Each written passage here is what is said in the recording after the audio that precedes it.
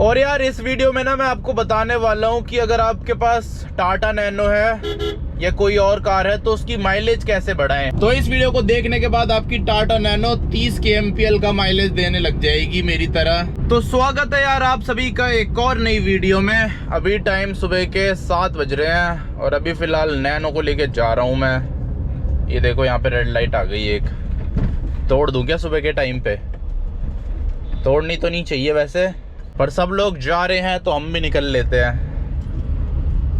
कहीं वीडियो देख के कोई चालान ना भेज दे मेरे घर पे फालतू में। और यार इस वीडियो में ना मैं आपको बताने वाला हूँ कि अगर आपके पास टाटा नैनो है या कोई और कार है तो उसकी माइलेज कैसे बढ़ाएं। वैसे मेरी नैनो का भी मेरे को पता नहीं है माइलेज कितना दे रही है ये, पर मैंने माइलेज टेस्ट पे लगा रखा है। उसकी वीडियो आपको मिल जाएगी 3-4 दिन में देखने को, तो उसमें आपको पता चल जाएगा कि अभी के टाइम पे मेरी टाटा नैनो कितने की माइलेज दे रही है। पर ये है कि पहले से मेरी नैनो बहुत ज़्यादा माइलेज दे रही है। पहले तो बहुत ही नकली माइलेज थी इसकी, जिसे कहते हैं ना, कुछ भी नहीं दे रही थी पहले, पर अब फिर भी ठीक दे रही है। तो पहले के टाइम पे ना मेरी नैनो में बहुत सारी चीज़ें खराब भी थी, एक नहीं 10 चीज़ें थी जिसकी वजह से माइलेज नहीं मिल पा रही थी।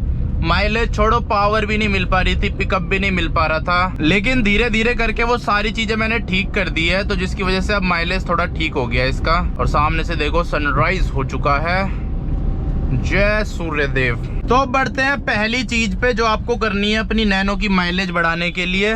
वो है कि मतलब सर्विस हुई होनी चाहिए। ये नहीं कि कई सालों से सर्विस ही नहीं हुई है फिर आप ये वीडियो देख रहे हो कि माइलेज कैसे बढ़ाएं। तो सर्विस तो टाइमली होनी चाहिए आपकी गाड़ी की, तभी गाड़ी में स्मूथनेस रहेगी, ऑयल अच्छे रहेंगे ना सारी चीज़ों के, तो स्मूथनेस अपने आप बढ़ेगी और स्मूथनेस बढ़ेगी तो माइलेज बढ़ेगी। दूसरी चीज़ है कि आपके स्पार्क प्लग सही होने चाहिए। आपकी जो कॉर्ड वायर होती है, इग्निशन केबल होती है, वो सही होनी चाहिए। अगर ये दोनों में से कुछ भी चीज खराब है ना तो आपकी गाड़ी मिसिंग भी करेगी, उसका पिकअप कम हो जाएगा, गाड़ी दब के चलती है। तो अगर आपकी गाड़ी ऐसा बिहेवियर दिखा रही है, मतलब चल नहीं रही ढंग से, तो ये सारी चीजें आपकी गाड़ी में खराब हो सकती है। और इग्निशन कॉइल भी हो सकता है। इन तीनों चीजों में क्या होता है, गाड़ी मिसिंग करती है, कभी बंद हो जाती है, कभी दब के चलती है, मतलब अलग अलग चीजें करती है। तो मैंने अपनी नैनो की ना तीनों चीजें चेंज करा रखी है। स्पार्क प्लग भी कराए थे, इग्निशन केबल भी कराई थी। वो सस्ती आती है, 300 रुपये की आती है, 300-350 रुपये की 2 डलती है इसमें। और स्पार्क प्लग भी सस्ते ही आते हैं, 150 रुपये के। उसके अलावा इग्निशन कॉइल भी मैंने चेंज कराई है, वो भी 500 रुपये तक में आ जाती है।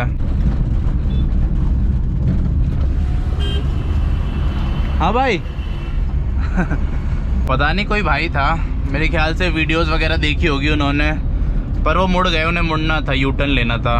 और अगली चीज, आपकी गाड़ी में इंजन चेक लाइट नहीं होनी चाहिए बिल्कुल भी। सारे सेंसर सही से काम करने चाहिए। उसके लिए आप ओबीडी स्कैनर से स्कैन करवा सकते हो गाड़ी, या खुद भी कर सकते हो ओबीडी स्कैनर खरीद के, जैसे मैंने खरीद रखा है 300 रुपये वाला अमेजोन से।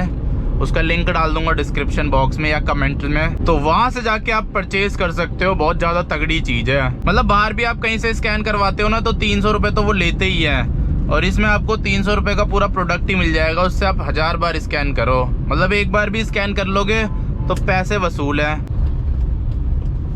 और मेरी गाड़ी में ना जो इसका ऑक्सीजन सेंसर है वो भी गंदा हो रखा था, तो वो मैंने क्लीन करा था। उसका एरर आ रहा था, इसमें चेक लाइट जल रही थी, तो वो भी मैंने क्लीन करा था। वो तो मैंने खुद ही घर पे ही क्लीन कर दिया था निकाल के, पर आप खुद मत करना, आप दुकान से करवा लेना। बहुत सारी चीज़ें तो इसमें मैंने खुद ही कर दी है। ऑक्सीजन सेंसर जब गंदा हो जाता है ना तब भी गाड़ी माइलेज कम देती है, पिकअप कम लेती है। और ऑक्सीजन सेंसर गंदा हो ही जाता है इतने सालों में। जैसे ये गाड़ी 10-12 साल पुरानी है तो इतने सालों में गंदा हो ही जाता है। और कई लोग क्या करते हैं, जैसे एरर आता है ना ऑक्सीजन सेंसर का, तो चेंज करा देते हैं वो सेंसर। लेकिन आपको पहले क्लीन करके देख लेना है, क्योंकि मेरा तो क्लीन करके ही काम हो गया। जब मैं मैकेनिक के पास गया था उसने बोला था चेंज होगा, लेकिन मैंने क्लीन करा तो प्रॉब्लम सॉल्व हो गई मेरी। वैसे इसका ऑक्सीजन सेंसर 2200-2300 रुपये का आता है, और वो काम मेरा फ्री में हो गया। मैंने खुद ही घर में खोल लिया उसे और फिर क्लीन कर दिया पेट्रोल से। और ना एक और चीज, बहुत सारे लोगों का ना स्पीडोमीटर कभी चलता है कभी नहीं चलता, तो उसकी वजह से भी माइलेज बहुत ज्यादा कम होती है। तो आपका स्पीडोमीटर सही होना चाहिए। और जो ये वाली दिक्कत होती है ना कि ये कभी चलता है कभी बंद हो जाता है, मतलब पूरा बंद नहीं होता, बस ये जो इसका स्पीडोमीटर है ये बंद होता है, ये डिजिटल वाला मीटर चलता ही रहता है। तो उस केस में क्या होता है, इसका सेंसर चेंज होता है। जो स्पीडोमीटर सेंसर होता है पीछे ही लगता है, वो चेंज होता है। क्लीन होके भी ठीक हो सकता है और चेंज होके भी ठीक हो सकता है, लेकिन मैकेनिक तो ज्यादातर यही बोलते हैं कि चेंज होगा और वो चेंज ही करते हैं। 500 रुपए का आता है, वो भी इतना ज्यादा महंगा नहीं है।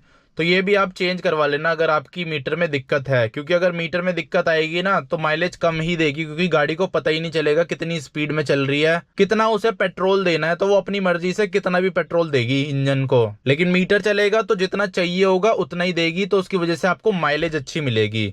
तो ये सारी चीजें ठीक होनी चाहिए आपकी गाड़ी में, तभी आपको अच्छी माइलेज मिल पाएगी, नहीं तो आपको अच्छी माइलेज नहीं मिलेगी, चाहे आप कुछ भी कर लो।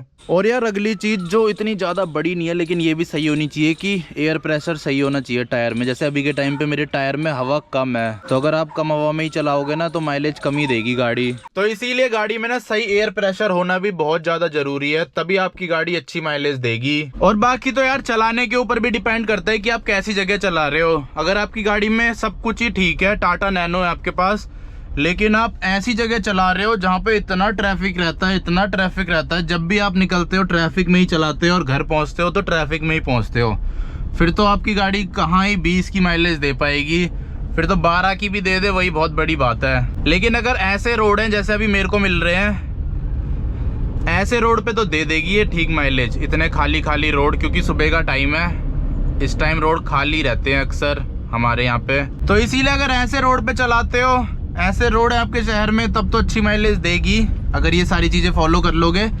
लेकिन अगर ट्रैफिक में ही चलानी है आपको, फिर तो ये सारी चीज़ें फॉलो करके भी आपकी गाड़ी मुश्किल से 12-14 की माइलेज दे पाएगी एसी ऑन करके। नैनो यार लोगों के सामने से जाती है ना, मुड़ मुड़ के देखते हैं लोग ये क्या चला गया सामने से गाड़ी तो तगड़ी है ये, मतलब ये गाड़ी किसी को पसंद आ सकती है, किसी को नहीं पसंद आ सकती, लेकिन देखते सब है, देखना सबको पड़ जाता है कि ये क्या जा रहा है मार्केट में। तो अभी फिलहाल यार यहाँ पे टॉयलेट करने आ रखा था। दिल्ली में तो टॉयलेट करने के लिए भी बहुत झंझट है, कई बार तो मेरे को 50 रुपए का तेल फूकना पड़ जाता है टॉयलेट करने के लिए।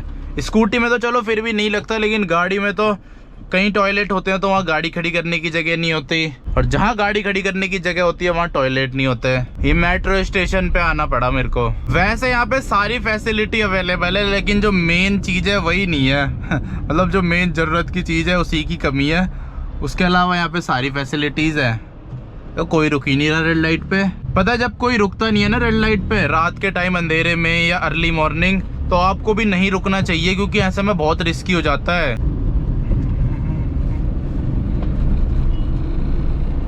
कई बार हम क्या सोचते हैं, स्लो स्पीड में चलाने से माइलेज गाड़ी ज़्यादा देती है, लेकिन ऐसा नहीं है। स्लो स्पीड में भी कम देती है गाड़ी माइलेज, और बहुत ज़्यादा स्पीड में भी गाड़ी माइलेज कम देती है। जैसे इसमें ना 50 से 70 तक दिखा रखा है ग्रीन, उससे नीचे वाइट है, उससे ऊपर भी वाइट है, और 100 के ऊपर तो लाल है। तो जहाँ पे ग्रीन होता है ना वहाँ पे गाड़ी माइलेज अच्छी देती है। तो ये 60 की स्पीड में, 50 की स्पीड में और 70 की स्पीड में माइलेज अच्छी देगी। सबसे ज़्यादा 60 पे देगी ये माइलेज अच्छी। वैसे दिल्ली में तो 60 तक पहुँच ही नहीं पाती गाड़ी, इतने खाली रोड होते ही नहीं है। अब जैसे ये वाला रोड है, इस पे भी गाड़ी इतनी खास माइलेज देगी नहीं, क्योंकि एक तो स्लो स्पीड में चल रही है, ऊपर से ब्रेकर है, बार बार क्लच, ब्रेक, एक्सीलेटर, इन सब का यूज़ करना पड़ रहा है। देखो अब ब्रेकर आ गया, तो इसीलिए ऐसे रोड पे भी गाड़ी माइलेज नहीं देती। अभी तक जिस रोड पे मैं चल रहा था वहाँ देती है गाड़ी तगड़ी माइलेज, पर इन रोडों पे नहीं देती। तो फाइनली यार गाने सुनते सुनते घर पहुंच गया हूँ। देखो ये वाला गाना सुन रहा था, ये मस्त लगता है मेरे को, मैशअप है ये कोई, हाँ द गैंगस्टर्स मैशअप, मस्त है यार, बेस भी अच्छा है।